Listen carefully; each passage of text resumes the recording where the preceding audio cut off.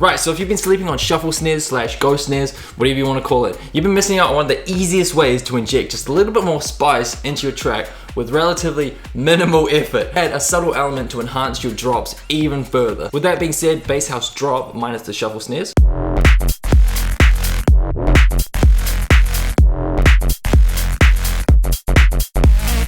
Pretty good overall, but it's just missing a little bit more extra swagger and groove. And introducing the shuffle snare.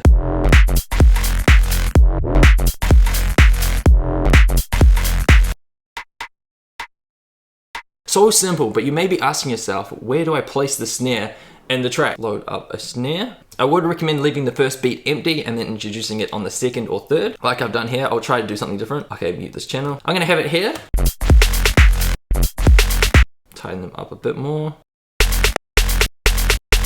So if you make sure your grid is showing 16ths and then place them amongst that, second and fourth out of the whole beat works really well.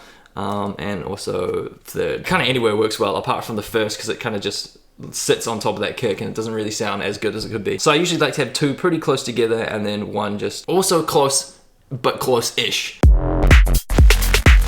It's not too bad, but it's missing that swing that shuffle snare needs to have. So like I said before, our grid is showing at 16ths, 1, 2, 3, 4 for every beat. I'm gonna hit Command 3 or Control 3, and it's gonna change to triplets grid for every second and fourth 16th. So this one sits on the third, so I'm leaving that. We're just gonna offset it into the next bit there. So our second and fourth 16th is swung. So this should sound way groovier. Still too loud in the mix, but yeah, you get the point.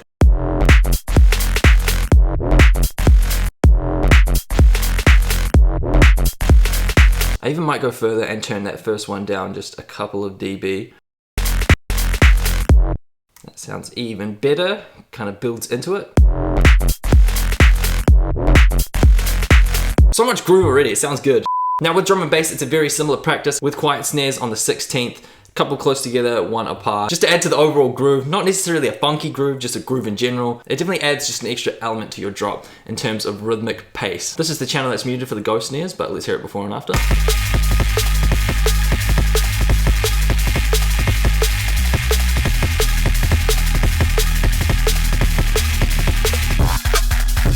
And we'll take a listen to the snare roller. So you can see it's on the last 16th of that beat there, and the second 16th of that beat, and the third. We're covering all the bases. Still not on the first because they would clash with different drum elements like kick and snare. Solid. Let's introduce the ghost snare. Some may say it's not a ghost snare, it's part of the break, and yeah, you can't be right there, but it is doing bits in the background, so.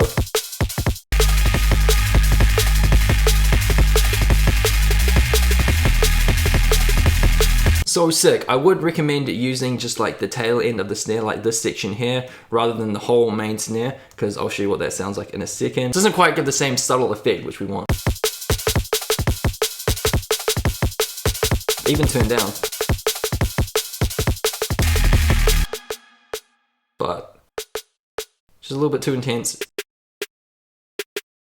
Faster, tighter snare sound. So yeah, don't be sleeping on those shuffle / ghost snares. So sick, so subtle, and just so effective.